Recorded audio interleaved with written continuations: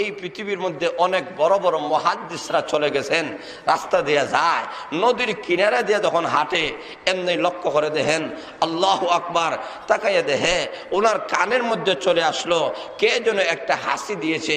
আর ইসলামের একটা বিধান হলো কেউ যদি হাসি দেয় তার হাসির জবাব দেওয়াটা সুন্নাত। জোরে বলেন ঠিক না বেঠিক? তখন উনি ভাবেন আমি কিভাবে হাসির জবাবটা দিব।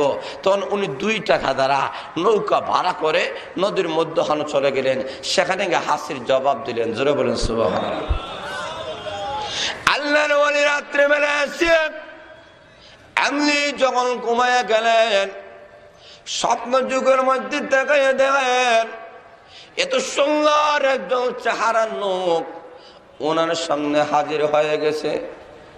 উনি বলেন জীবনে কত মানুষ দেখলাম, এত সুন্দর চেহারার মানুষ আমার জিন্দগিতে আমি কোনোদিন দেখি নাই। কে গো আপনি? এত সুন্দর আপনার চেহারা। উনি মুস্কি হাসি দিয়ে বলেন আমি আর কেউ নাই, আমি হলাম উম্মতের কান্ডারি নবী, বিশ্ব নবী, রাহমাতুল লিল আলামিন। লোকটা ডাক দেয় বলে ওগো নবীজি, আপনার চেহারা মোবারক দেখতে পেরেছি, আমার জীবন ধন্য হয়ে গেছে।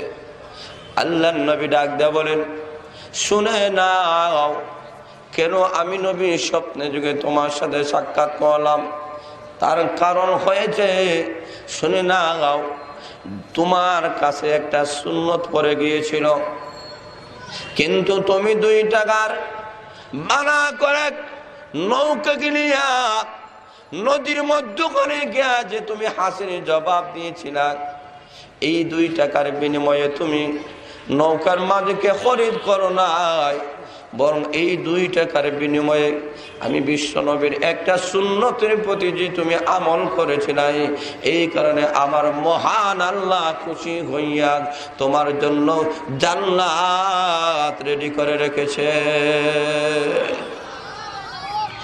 এইভাবে লক্ষ্য করে দেখেন সুন্নত যারা পালন করবে, সুন্নতের প্রতি আমল করতে হবে।